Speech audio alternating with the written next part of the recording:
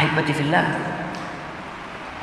Nabi SAW bersabda dalam hadis Zainab bintu Jahsh, Ummul Mukminin, Ummul Hakam radhiyallahu taala anha.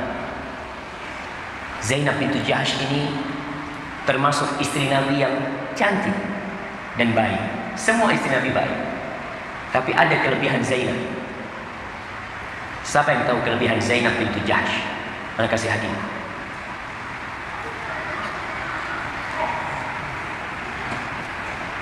Yang keras,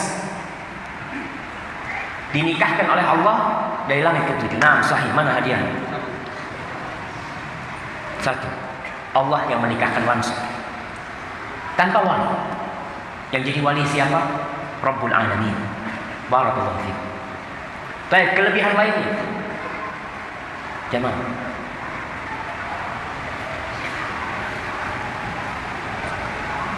suka bersedekah. Masya Allah, kasih hadiah lagi yang suka bersedekah.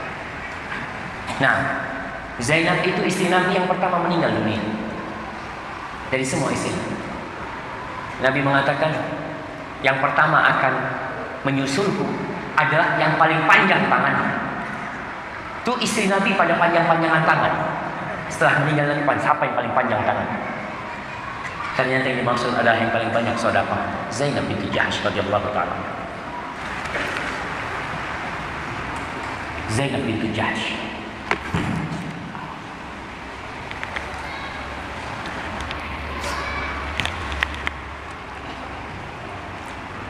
Dia mengatakan, anna Rasulullah sallallahu alaihi wasallam dakhala 'alaiha yawman fazi'an. Pernah suatu hari Nabi alaihi salatu wassalam masuk menjumpai Zainab dalam kondisi ketakutan. Yaqulu la ilaha illallah wailun lil arab min syarrin qad iqtarab. Illallah, bangsa Arab, dari satu kejahatan sudah dekat. Futihal yaum min radmi Ya'juj wa Ma'juj mithla hadhi wa halaqa bi isba'il ibham wallati taliha.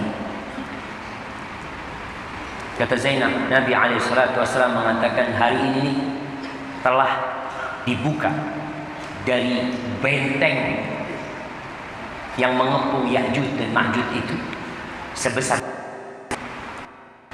Beliau membuat lingkaran dengan ibu jarinya dan yang lain. Akhirnya Zainab bertanya, dia heran. Nah, mereka ada hamba yang paling dicintai Allah, ada Rasulullah SAW. Di tengah-tengah mereka ada hamba termulia, terbaik yang pernah menginjakkan kakinya di muka bumi. Di tengah-tengah mereka ada Abu Bakar As-Siddiq, ada Umar bin Khattab, ada Utsman bin Affan, ada Ali bin Abi Thalib, banyak orang soleh. Maka Zainab mengatakan, faqultu ya Rasulullah anuhlaku wa fina salihun. Apakah kita akan dimusnahkan? Apakah kita akan dihancurkan? Sedangkan di tengah-tengah kita banyak orang soleh, banyak orang baik. Itu pertanyaan ditanyakan di masa Rasul Sallallahu Alaihi Wasallam. Ada Nabi di sana. Apa kata Nabi Sallallahu Alaihi Wasallam? Nam, idza kathural khabath. Ya, ya, akan dihancurkan walaupun banyak orang soleh, apabila telah merajalela kekejian dan kemungkaran. Hadis rawahul Bukhari dan Muslim. Jamaah, kita perlu renungkan ucapan Nabi alaihi salatu wassalam.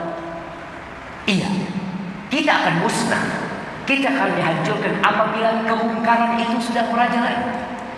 Udah banyak tuh kekejian-kekejian. Dan kalau kita melihat dia kekejian demi kekejian, kita lihat semakin banyak. Dibiarkan. Kekejian itu tidak akan merajalela kecuali ketika satu syariat Allah telah ditinggalkan. Syariat apa ketika ditinggalkan kemungkaran akan merajalela? Siapa yang bisa jawab?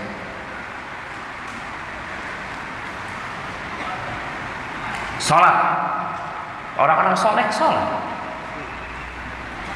Amar ma'ruf nahi munkar. Amar ma'ruf nahi munkar. Coba tuh, nggak ada BNN di Indonesia. Bagaimana kondisi negeri kita? Sekarang aja anak-anak SD sudah dikasih pil apa namanya?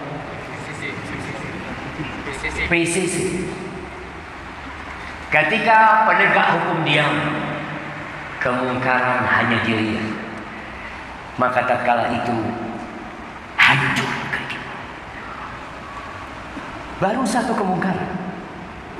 Bagaimana dengan dua kemungkaran yang dibiarkan? Bagaimana dengan tiga kemungkaran yang hanya ditonton? Bagaimana dengan empat kemungkaran yang dilegalkan seakan-akan bukan kemungkaran? Rasulullah sallallahu alaihi wasallam mengatakan, "Ma min rajulin yakunu fi qaumin yu'manu fihim bil ma'asi."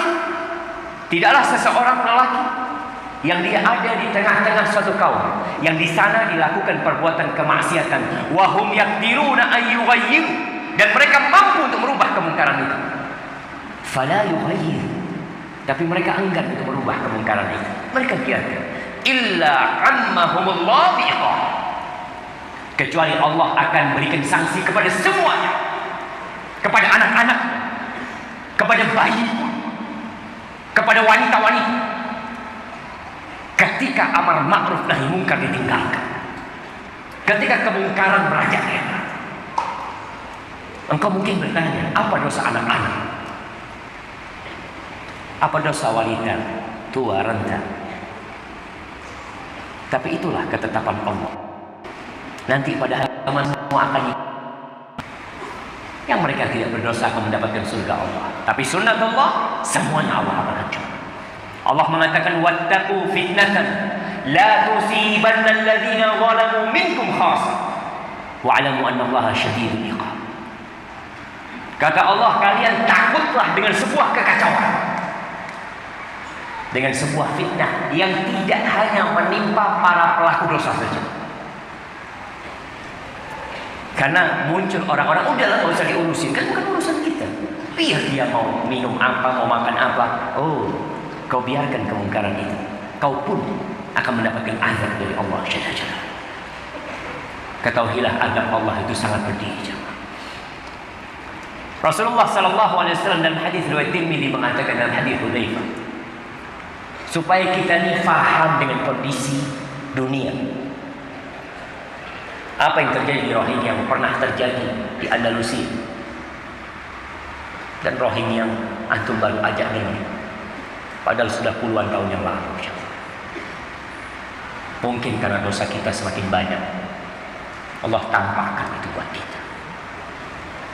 Kata Nabi SAW, "Walladzi nafsi biyadihi," demi yang jiwaku ada di tangannya, demi Allah, la ta'murunna bil ma'ruf wa la tanhawunna 'anil munkar aw la yushikanna Allah an yab'atsa 'alaikum iqaban thumma tad'unahu fala yustajabu lakum. Kalian tuh tegakkan amar ma'ruf nahi munkar. Kalian perintahkan orang kepada kebaikan, cegah mereka dari perbuatan munkar, atau kalau tidak, hampir-hampir Allah menurunkan sebuah sanksi buat kalian. Lalu kalian berdoa, kalian minta kepada Allah agar Allah angkat itu musibah, agar Allah angkat itu kekacauan. Fala yustajabu lakum. Ketika itu Allah tidak kabulkan doa kalian. Wallahi jamaah, Allah tuh maha pengasih, Allah tuh sayang sama kita. Tapi kita yang kadang-kala mengundang azab itu untuk saudara-saudara kita. Kita yang membiarkan kemungkaran terjadi, kemaksiatan merajalela. Setiap orang hanya berpikir yang penting anak ngurusin anak sendiri. Ahibati fillah, sebagian orang menafsirkan kejadian-kejadian yang ini di negeri kita. Ketika ada orang-orang asing hendak menguasai negeri kita. Akhir-akhir ini ramai tentang PKI. yang mana mereka adalah orang-orang yang membuat kerusakan. Kau mungkin bertanya, ini ada orang-orang asing yang memang ingin negeri kita jadi kacau, ingin saudara-saudara itu mah Zionisme, itu Yahudi, itu makar semuanya. Nah, betul yang kau katakan. Tapi kok bisa itu terjadi? Bukankah Allah Rabbul Alamin? Bukankah seharusnya Allah bersama orang-orang yang beriman? Nah, innallaha ma'al muhsinin, ma'as sabirin. Allah bersama orang-orang yang sabar, Allah bersama orang-orang yang melakukan kebaikan. Lalu kenapa Allah tinggalkan kita? Jangan-jangan karena kita tadi idza kathural khabath. Ingat, Zainab mengatakan kepada Nabi alaihi salatu wasalam, anuhlaku wa fina salihun.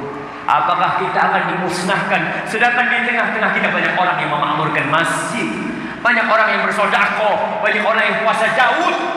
Naam, kata Nabi SAW, ia akan dihancurkan apabila telah merajalela yang namanya kekejian dan kemungkaran.